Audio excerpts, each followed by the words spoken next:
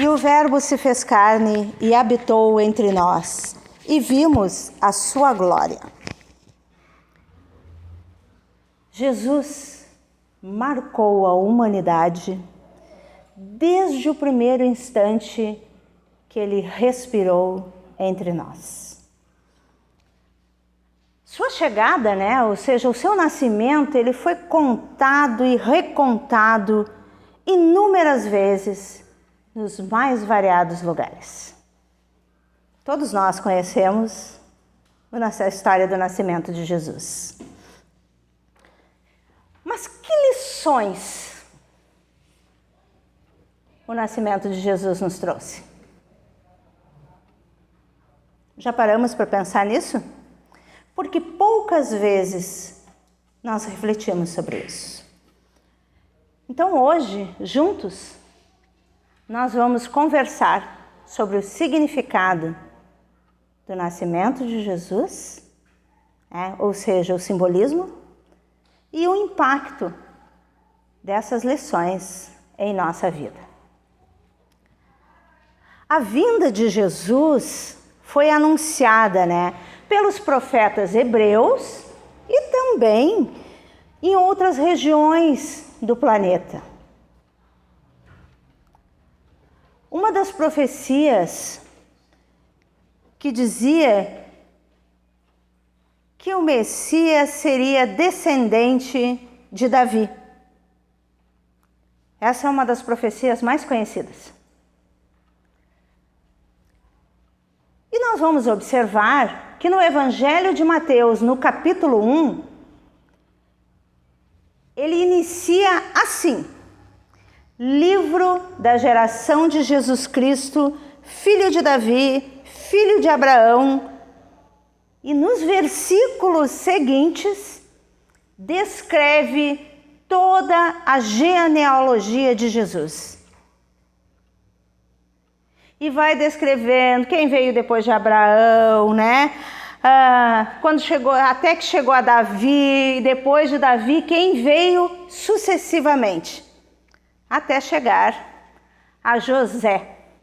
Porque José era da casa de Davi, o pai de Jesus. Já no capítulo 2, dos versículos 4 a 6, também, de Mateus, há uma referência a uma outra profecia, que eu vou ler. E congregados todos os principais dos sacerdotes e os escribas do povo, perguntou-lhes onde haveria de nascer o Cristo. E eles lhes disseram: em Belém da Judá, em Belém da Judéia, porque assim está escrito pelo profeta: e tu, a Belém, terra de Judá, de modo nenhum és menor entre as capitais de Judá, porque de ti sairá o guia que há de apacentar o meu povo Israel. E assim, meus amigos, fica evidente que Jesus, desde o seu nascimento, foi exemplo, do cumprimento dos desígnios divinos, das leis humanas e também das leis divinas. Desde o seu nascimento, ele cumpriu todas as profecias. Já na fase adulta, se nós tivermos dúvida, mas depois continua assim? Bom, na fase adulta, nós vamos ver que Jesus dá um exemplo disso, quando ele diz: dai a César o que é de César e a Deus o que é de Deus. O que ele está dizendo? A Deus as leis divinas e a César o cumprimento das leis humanas. Jesus demonstrou respeito a todas as leis, as humanas e as divinas. Bom, agora nós vamos falar um pouquinho sobre o relato mais completo que se tem do nascimento de Jesus dentro dos evangelhos mais conhecidos, bem explicado, porque existe os evangelhos apócrifos, Dentro desses evangelhos, o relato mais completo, mais detalhado, vamos dizer assim, é do Evangelho de Lucas. É claro que eu não vou ler todo o relato, eu vou relembrar rapidamente a história, né? Então, conta no Evangelho de Lucas que o governador daquela época lá, daquela região lá, né? Governador esse nomeado por César, né? Decretou que todos tinham que se alistar, todos os hebreus tinham que ir e alistar a sua família. Aí a gente vai pensar, alistamento, hoje vamos trazer para uma linguagem mais moderna. É o que nós conhecemos hoje como recenseamento, ou seja, o censo. Aquilo que faz a contagem, o registro, foi o que foi pedido naquela época. E como José estava em Nazaré e ele era de Belém, ele e sua esposa grávida foram, então, viajar, né, para ir até Belém para fazer o seu alistamento, o registro, a atualização, como nós quisermos chamar. Quando eles chegaram em Belém, Maria já estava ao término da gestação. Só que a cidade estava lotada, porque todas as pessoas que eram oriundas de Belém, mas que foram para outras cidades, tiveram que vir para fazer o alistamento. Então não havia mais lugar. Então o que eles encontraram foi uma estrebaria. Que o estalajadeiro, né, vendo uma mulher grávida e que eles precisavam, cedeu. E ali, em meio aos animais, né, enrolados em panos singelos, né, simples, numa manjedoura, que foi o berço de Jesus, nasce o rei mais poderoso de todos os tempos. Nasce o espírito mais iluminado que essa terra já ouviu falar. Sem precedentes. Também conta no relato que o anjo Gabriel apareceu para os pastores, os homens simples, e relatou para eles o nascimento do Messias.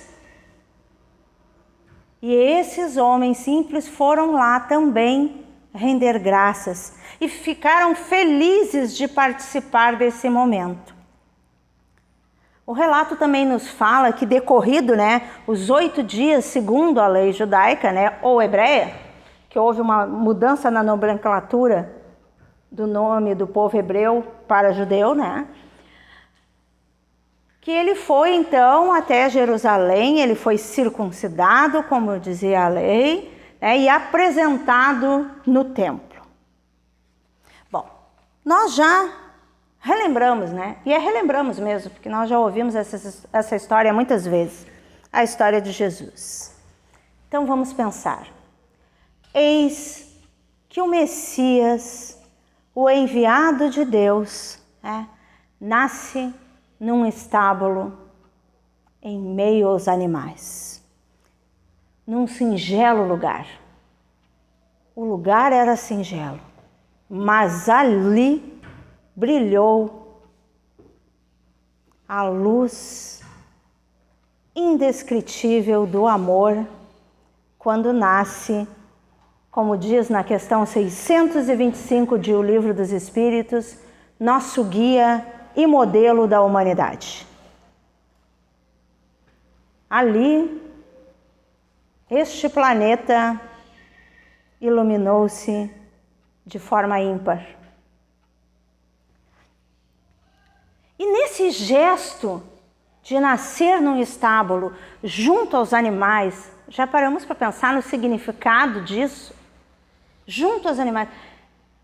Esse gesto significa o respeito à vida das plantas, à vida dos animais, ao nosso ecossistema.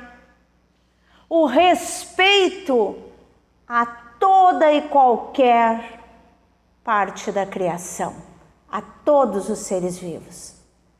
Jesus, ao nascer, demonstrou o que é ser ecologicamente correto. Já paramos para pensar nisso? E se nós pararmos para pensar que quase 20 séculos depois do nascimento de Jesus, desperta em nós, e é nós a humanidade, em uma pequena parcela da população ainda, a consciência sobre a nossa responsabilidade em relação ao planeta, em relação à vida. Porque preservar este planeta é preservar a nossa vida. Porque nós necessitamos do planeta para viver aqui. Então, Jesus, um dos seus significados do seu nascimento foi a preservação da vida e da natureza. E é interessante quando nós paramos para pensar quanto tempo nós demoramos para despertar essa consciência, né? Da necessidade, né? Do desenvolvimento sustentável, da preservação dessa natureza, ou seja, da preservação da vida, que é a nossa também. Que cada um de nós, né, busque se conscientizar, né, de que todos nós somos capazes também dessa preservação da vida e da natureza. E Jesus demonstrou isso na prática, no seu cotidiano, na sua vida, na valorização de todos os indivíduos e de todas as vidas. Bom, vamos pensar num outro significado. Todos se lembram, né, na história, eu contei uma pequena parte, né, que Jesus nasceu longe da sua cidade, né, porque os pais tiveram que viajar para fazer o alistamento, né. Mas também, quando Jesus, logo depois que ele nasceu, eles também tiveram que viajar para o Egito. Por quê? Porque Herodes, o rei da época, né, informado, né, das profecias que diziam que o Messias iria nascer. E em vários lugares chegavam as notícias sobre isso. E Herodes, preocupadíssimo com a perda do poder. E é isso. Porque se um outro rei, que seria o rei dos reis, iria libertar o povo hebreu, ele iria perder o poder, né? Preocupado com isso, até porque ele encontra os 3 reis magos, né? Todos nós sabemos que é Melquior, Baltazar e Gaspar, que vieram do Oriente, por isso foram chamados de reis magos, que já sabiam do nascimento do Messias, que vieram guiados, né, numa estrela, e ele pede para eles, quando ele contata eles, que eles voltem para contar para eles onde está o Messias. Só que eles são alertados em sonho, né, para que voltem por um outro trajeto. Então ele não sabe quem é esse Messias. Esse Messias que na concepção do povo daquela época e do próprio Herodes, iria libertar o povo hebreu através do poder, do dinheiro, da espada, da força. Ele iria liderar todo o seu povo e eles iriam então arrasar tudo que estivesse no caminho, porque era assim que eram dominados os povos. E aí os dominados ficavam sob o jugo, que era o que aconteceu com eles. Era esse rei poderoso em relação às coisas da terra que estava sendo aguardado por muitos. E Herodes, temerário que ele ia perder o seu reinado, manda então matar todas as crianças de 2 anos para baixo, Então, todas as crianças do sexo masculino que nasceram naquela época, de 0 a 2 anos, foram assassinadas. Não existe outro termo. Foram assassinadas. Sabendo da ordem de Herodes, a família, até porque eles foram alertados também, José e Maria, pelo anjo Gabriel, eles fugiram para o Egito. E aí tem outro significado do nascimento de Jesus. Jesus foi um expatriado. Ele saiu de sua terra natal. Ele foi para outro país. Ele teve que contar, ele e a família dele, com a solidariedade, com o amparo e com o acolhimento de outro país, de outras pessoas, de outra fronteira. Essas fronteiras que nós conhecemos, né? Demarcadas, limitadas, e que nos diz quem pode e quem não pode, né? Ficar em outras terras. Quando a gente fala também sobre país e fronteiras, nós também estamos falando de posse. E hoje, vamos pensar, Jesus foi um expatriado, ou seja, um imigrante. Vamos lembrar do que aconteceu com Jesus, o seu significado, e vamos trazer para o presente. O que nós mais vemos hoje são imigrantes, são expatriados. São pessoas que, fugindo da guerra, da miséria, fugindo da dor, fugindo da opressão, buscam refúgio em outro país. E hoje, quem de nós nunca viu uma notícia das faixas que existem em alguns lugares entre um país e outro, em que as pessoas estão habitando, vamos dizer assim, abre aspas para o habitando, retidas porque elas não podem ir nem para um nem para outro país. Então elas estão depositadas naquele local. E os relatos da miséria, da dificuldade, das doenças são inúmeros. Mas daí tem uma pergunta para cada um de nós. O Brasil também recebe imigrantes. Como é a nossa postura em relação às pessoas que migram para este país? Somos daqueles que ficam preocupadíssimos que, se vierem imigrantes, vai tirar o trabalho das pessoas? Ou somos acolhedores, fraternos e compreendemos que o sol nasceu para todos? Que Deus é Pai de todo mundo, sem distinção. Que nada acontece por acaso. E que, se estamos aqui neste momento,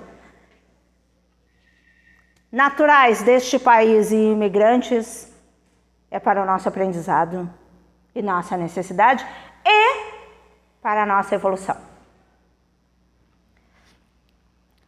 Jesus,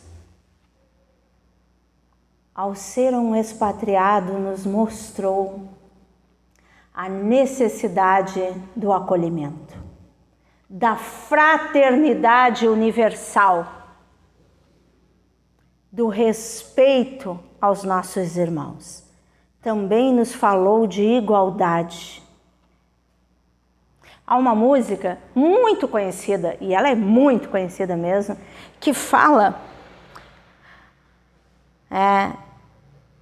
sem mais guerras, sem mais muros, sem fronteiras, sul e norte. Estava muito inspirado a pessoa que escreveu essa música, porque está falando da fraternidade universal. Também falando de uma das lições que Jesus nos legou. À medida que nós formos evoluindo, meus amigos, nós vamos entender a única fronteira que vai existir será demarcada nos nossos corações pelo amor incondicional, que vai irradiar por toda a criação divina essa fraternidade que ampara, que auxilia e que não faz distinção. Rodolfo Caligares, no livro O Sermão da Montanha, nos afirma: nas palavras de Jesus, vós sois a luz do mundo, brilhe a vossa luz diante dos homens, de sentido nitidamente universalista, nada tem de comum com o amor próprio. O preconceito de nacionalidade e o separatismo intransigente, pregado pelos rabinos, eliminam todo e qualquer prejuízo de raça, de casta ou de queijandos, pois para Deus não há escolhidos e enjeitados. Há apenas almas a serem aquecidas pelo amor e iluminadas pelo conhecimento da verdade. Deus não nos distingue. E o nosso irmão mais velho, Jesus, sempre tratou a todos com distinção. E até mesmo no seu nascimento, trouxe significados sobre a fraternidade universal.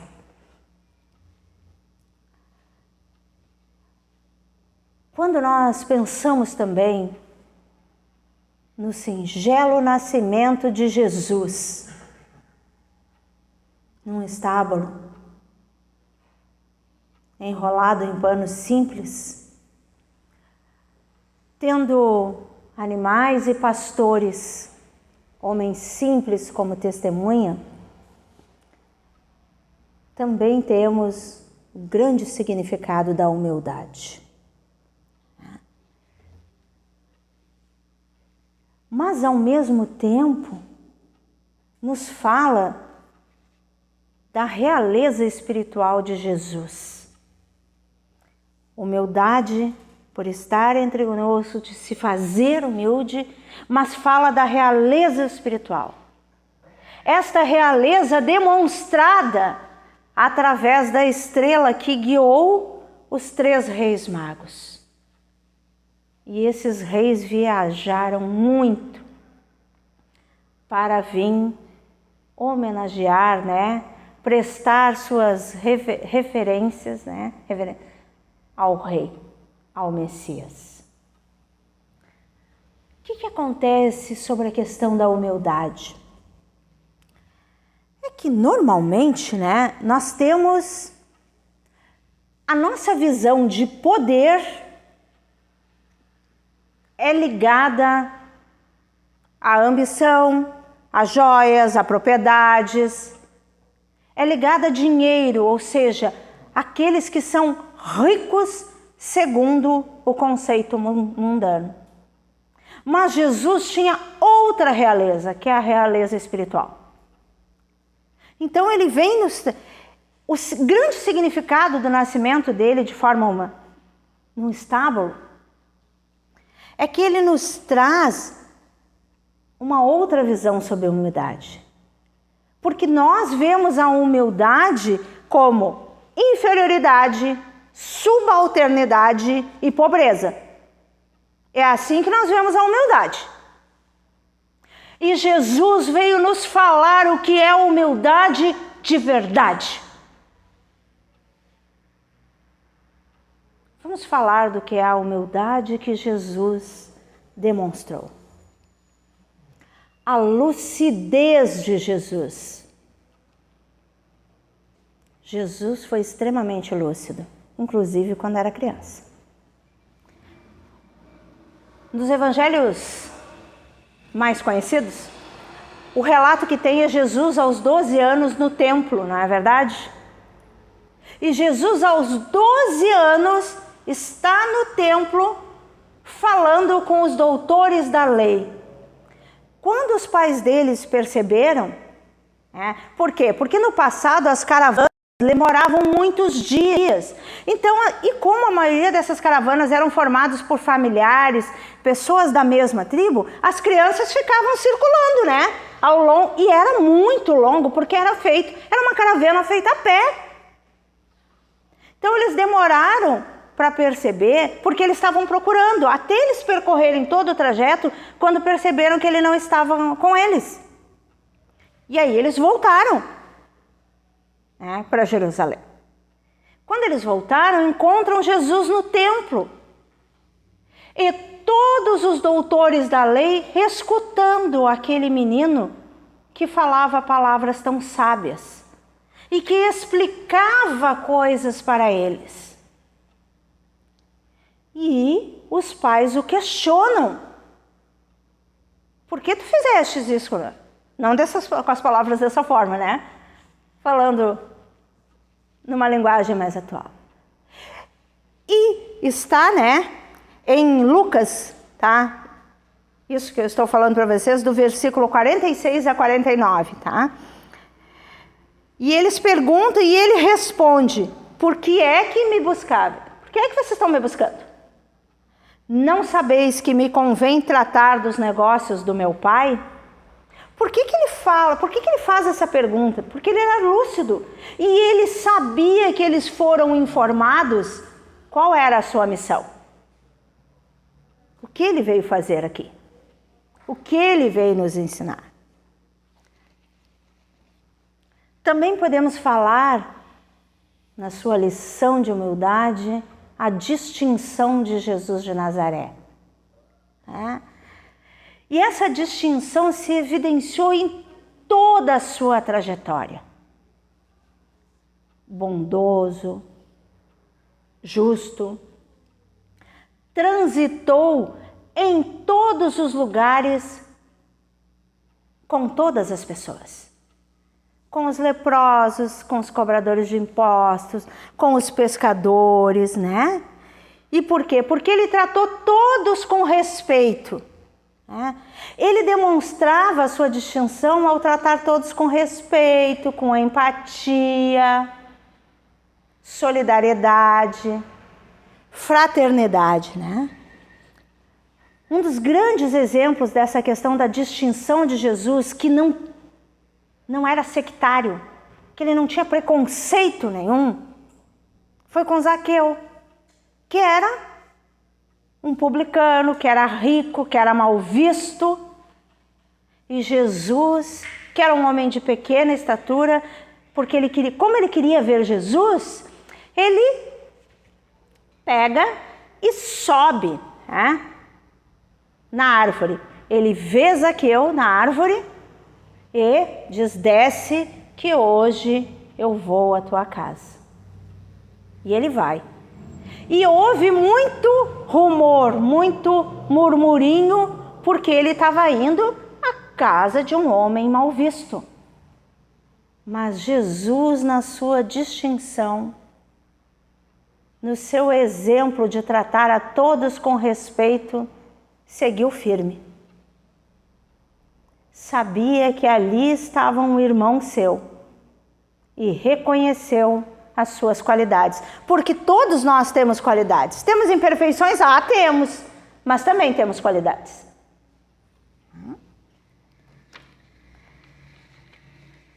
A gentileza de Jesus, no acolher, na compreensão, na solidariedade, Se nós estudarmos um pouquinho, lermos os evangelhos, nós vamos perceber que Jesus arrastou multidões,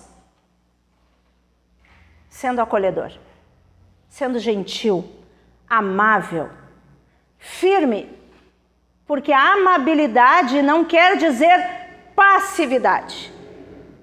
Aliás, o amor é firme. O amor nos convida a caminhar na senda do bem. Um exemplo sobre a gentileza de Jesus. As pessoas costumavam levar as criancinhas, porque queriam que tocassem as suas roupas para que eles abençoassem. E os discípulos, vendo isso, repreendiam as pessoas. Jesus acolhe as crianças e aproveita para dar mais um ensinamento. Quando diz, que o reino dos céus é para aqueles que se assemelham com elas. Ele não se atritou, não foi indelicado, não foi grosseiro com algo que ele viu e achou inadequado, mas acolhe as crianças e também já aproveita para ensinar os seus discípulos. Se nós pararmos para pensar, nós provavelmente teríamos agido diferentes, Quando a gente não gosta de alguma coisa, em geral a gente é um pouquinho mais indelicado, vamos dizer assim. Outro ensinamento de Jesus que fala da sua humildade, simplicidade. Ele estava sempre junto de todos, dos doutores, dos pescadores, dos doentes, dos obsediados. Ele entrou em Jerusalém montado num burrinho. Que simplicidade! O rei mais poderoso de todos os tempos, na sua realeza espiritual, entrou em Jerusalém num burrinho. E o que ele estava fazendo então? Exemplificando o ser tolerante, ser indulgente, exemplificando a capacidade de perdoar, o viver sem as amarras, do orgulho e do egoísmo. Jesus vibrava em sintonia, com a harmonia celeste e praticou o amor incondicional. Ou como diz uma música da evangelização, o amor em movimento iluminou consciências. Há mais de 2000 anos, seus ensinamentos ecoam pela humanidade afora, nos convidando, ao exercício desse amor incondicional. E os braços amorosos de Jesus nos aguardam pacientemente que nós trilhemos a senda do bem. Ou seja, que sigamos seus passos. O nascimento de Jesus, meus amigos, é repleto de significados. São instrumentos para o nosso aprendizado.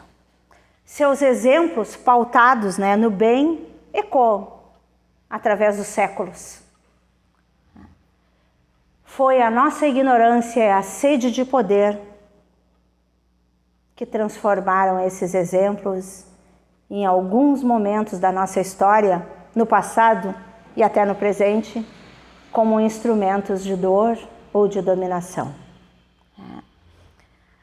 Mas lembremos-nos que Jesus nos demonstrou que o amor que emana do Pai é fonte imorredoura de luz.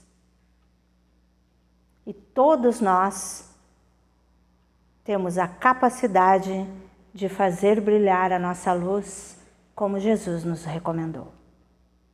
Encerro, meus amigos, com uma frase que compartilho com vocês de Emmanuel, do livro Pão Nosso, psicografia de Chico Xavier.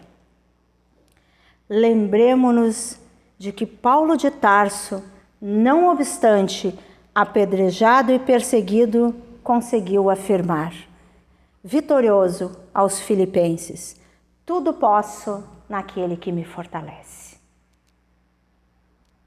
Foi isso que Jesus também nos demonstrou, com seus exemplos, com seu nascimento.